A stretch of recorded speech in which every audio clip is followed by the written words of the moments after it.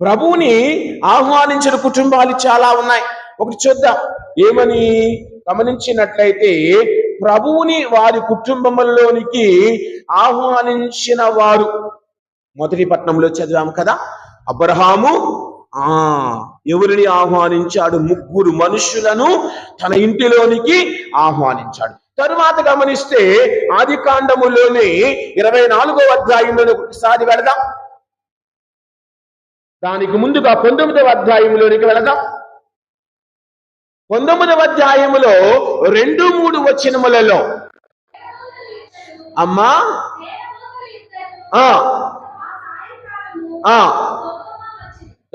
సోదోము గొమొర్రా పట్టణాలకు 2 దేవదూతలు వచ్చారట.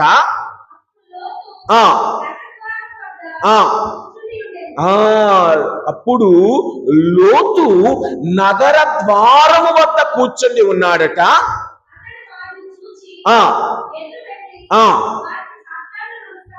చేసి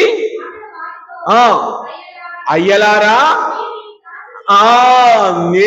మీరు ఈ దాసుని ఎంట రావలయునని నా ఇంటిలో ఈ రాత్రికి మీరు వసతిగా ఉండండి అని తన కుటుంబానికి వారిని ఆహ్వానించి ఆతిథ్యాన్ని ఇచ్చిన లోతుని గురించి ఇక్కడ మనం చూస్తూ ఉన్నాం.